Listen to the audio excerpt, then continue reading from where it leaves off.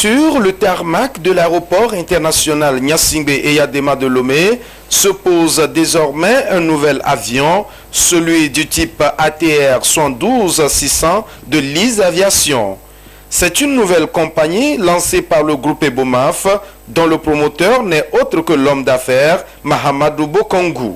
Dans le souci de promouvoir le développement sous-régional et faciliter les échanges entre États, l'homme d'affaires s'engage dans le transport aérien avec cette ligne de liaison entre Ouagadougou et Lomé, dont le vol inaugural a eu lieu ce samedi 10 juin. La compagnie a commencé ses vols par la ligne Ouaga-Bobo, qui a démarré depuis un moment et qui fonctionne bien. Et aujourd'hui, effectivement, 10 juin, nous venons d'ouvrir la ligne Ouaga-Lomé. Cette ligne a vraiment pour objectif de lancer les lignes sous-régionales parce que nous avons deux objectifs. C'est de pouvoir fournir du transport domestique dans les différents États de la sous-région et du transport régional dans la sous-région. Les premiers passagers à bord du vol de LIS Aviation en provenance de Ouagadougou témoignent de la qualité et du confort. Le vol était bien. L'avion est stable, il n'y a pas de problème. Les hôtesses étaient sympathiques. Ça s'est très bien passé. On a fait 2h05. Le service à bord, les hôtesses sont professionnelles. Et l'avion est impeccable. Pour être une bonne compagnie, il faut être ponctuel et professionnel. Et elle est disponible 24 heures sur 24, si on peut le dire ainsi. Ensemble, nous pouvons l'accompagner, surtout qu'elle est professionnelle. Elle a beaucoup d'avenir. Présent à la cérémonie d'inauguration des vols de LIS Aviation, le ministre des Transports aériens n'a pas manqué d'exprimer sa gratitude au groupe Ebomaf dont les actions viennent soutenir les efforts du gouvernement. La vision du président de la République, c'est ça que nous sommes en train de vivre là. Le Togo s'est engagé résolument que notre aéroport soit un hub dans la sous-région. Je vous félicite à travers vous, le PDG, M. Bokongu, qui est, donc c'est le groupe Ebomaf, et nous savons ce que Ebomaf fait dans les infrastructures, surtout routières, et donc toutes nos félicitations pour cette vision de l'aéronautique. Dans le monde commercial, quand il y a la concurrence, c'est mieux pour le consommateur. Et surtout avoir cette opportunité d'aller à Ouaga, revenir le même jour, ça va faciliter d'abord les relations entre le Burkina et le Togo et de deux, alléger la tâche aux opérateurs économiques. Et vraiment, LIS Aviation, c'est une bonne nouvelle, non seulement pour le Togo, pour le Burkina, mais pour toute la sous-région. Et on lui souhaite beaucoup de succès et on espère que le service sera excellent comme d'habitude. Et connaissant le professionnalisme de Ebomaf, on est sûr que le service sera de qualité. Pour l'heure, la compagnie LIS Aviation exploite 2 avions de 70 places qui vont desservir Lomé-Ouaga en 4 rotations par semaine. Mais les ambitions sont bien nobles pour les responsables. Aujourd'hui, nous avons commencé la ligne Ouaga-Bobo, parce que Bobo c'est la deuxième ville du Burkina. Nous prévoyons aussi de lancer la ligne Lomé-Niamtougou et au-delà de Niamtougou, Dapan. Il y a d'autres pays comme le Niger, comme le Mali, comme la Guinée-Conakry qui ont effectivement ce besoin. Donc, et le deuxième objectif, ça c'est par rapport au transport régional. C'est vrai qu'il y a pas mal de compagnies déjà dans la sous-région, mais nous avons remarqué que souvent les prix sont assez élevés et ça ne permet pas au grand nombre de citoyens d'utiliser ce moyen de transport. Donc notre objectif, c'est de tout faire pour pouvoir donner des tarifs, on va dire, un peu plus bas, afin que ça puisse rentrer dans la bourse de tout citoyen. Le groupe Ebomaf signe ainsi sa présence dans les airs du Togo avec ce transport aérien. Bientôt, la ligne Lomé-Niamtougou, Lomé-Dapaon pour faciliter le transport aérien domestique au Togo.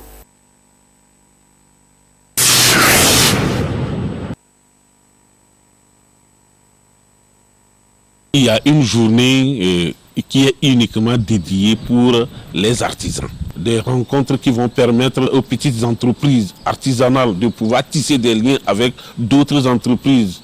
Donc ça veut dire que pratiquement c'est des rendez-vous de donner et de recevoir en quelque sorte. Voilà quelques objectifs de la célébration de la Journée mondiale des artisans. Cette journée est célébrée dans le mois de juin. Au Togo, plusieurs manifestations sont organisées dans le cadre de cette journée, selon le président de l'Union des chambres régionales des métiers, ICRM. Il y a tout un programme qui est dédié à ces journées-là. Il y a un lancement officiel qui sera fait par notre ministre en charge de l'artisanat et de l'enseignement technique, donc le 16 juin. Et après maintenant, va se dérouler les activités dans les préfectures, dans les régions et sur le plan national. C'est des rencontres fortement utiles. Nous commençons avec des reboisements dans toutes les préfectures du Togo. Et un nombre important de plans sera mis sur terre pour accompagner l'action du gouvernement en faveur du reboisement. Il y a les activités culturelles et les activités sportives. Et pour la réussite de cette édition 2023, le président Mohamed Issa adresse un message particulier à la corporation. Nous devons nous mobiliser pour pouvoir d'abord passer toutes les activités. Un grand merci au gouvernement qui toujours compte sur ce secteur de l'artisanat dans l'émergence de la politique ou de l'économie togolaise. Nous disons ce grand merci au gouvernement pour toutes les actions multiformes menées en faveur du secteur de l'artisanat. Nous disons merci encore une fois au chef de l'État qui a pris à bras le corps ce secteur de l'artisanat et qui ne ménage aucun effort pour apporter tout le soutien à ce secteur. Une manière de valoriser le secteur artisanal.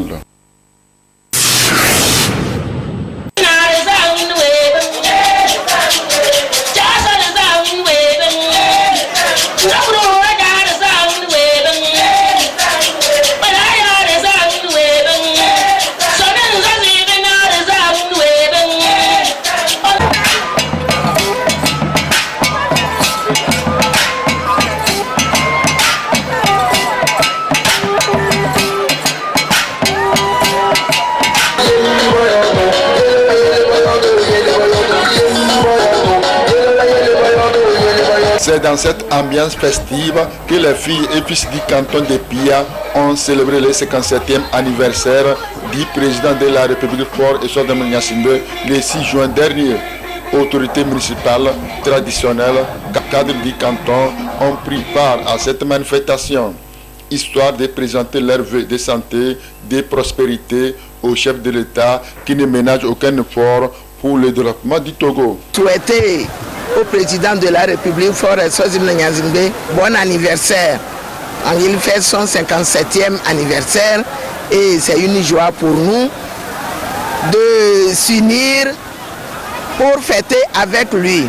Et nous plaidons auprès du Très-Haut la santé, longue vie au président et surtout du courage pour diriger le pays avec tous ses collaborateurs, son gouvernement, ses partenaires au développement et surtout pour la sécurité. Cette soirée a permis également de sensibiliser la population à se faire établir sa carte de la terre pour les échéances à venir.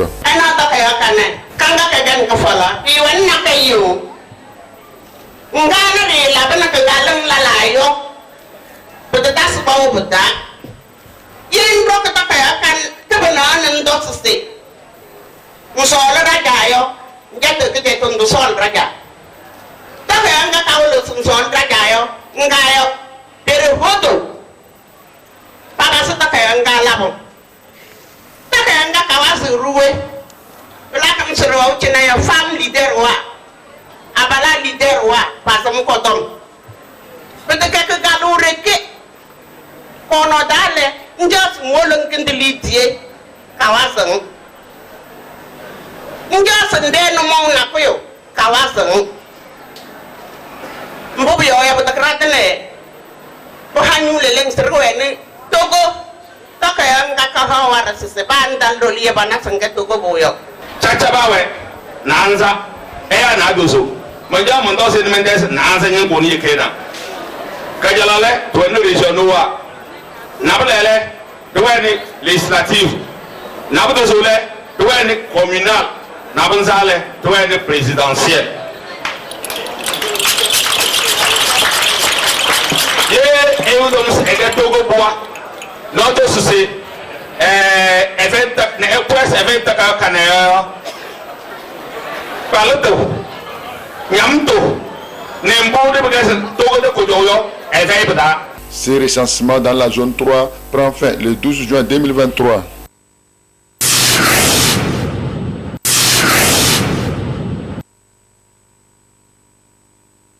Des longues files d'attente au niveau de chaque salle, c'est l'ambiance au premier jour du recensement dans la zone 3 à Kara. À l'intérieur des salles, les agents recenseurs mobilisés sont à l'œuvre pour enrôler un grand nombre à ces premiers jours du démarrage de l'opération.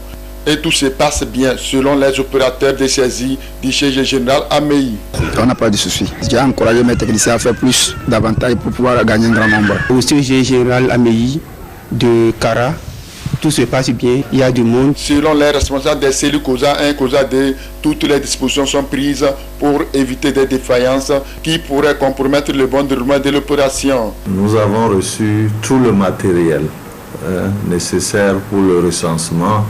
Nous avons commencé l'initialisation des kits biométriques et cette initialisation a été suivie immédiatement du déploiement du matériel de recensement sur le terrain.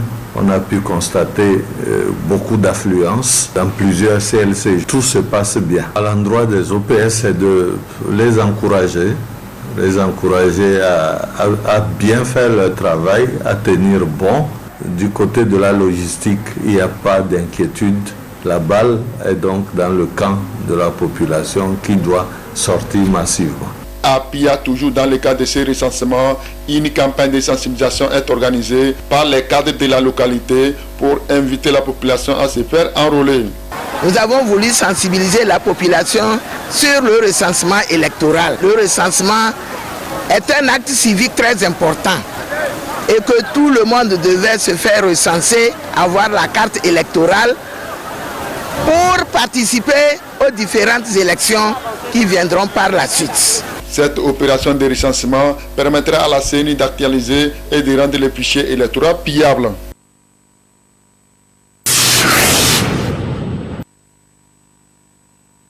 Forte mobilisation de la population de la zone 3 dans la région des Savanes au premier jour de l'opération de recensement ici dans la préfecture de Tone.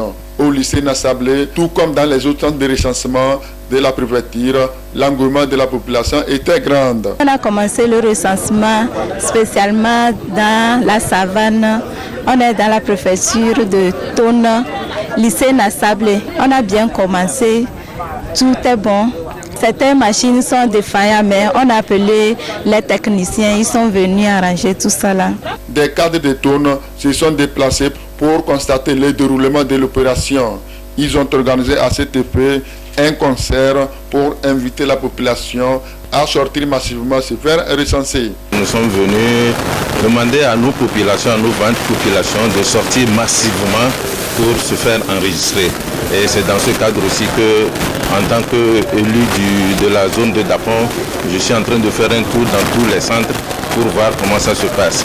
Donc ici, je suis au niveau des CRV2, CAMEC 1, CAMEC 2, CAMEC 3 et le centre culturel où tout a bien commencé. J'ai déjà fait le lycée de Nassablé aussi où tout se passe normalement bien. Les gens ne disent pas qu'ils vont venir au dernier jour.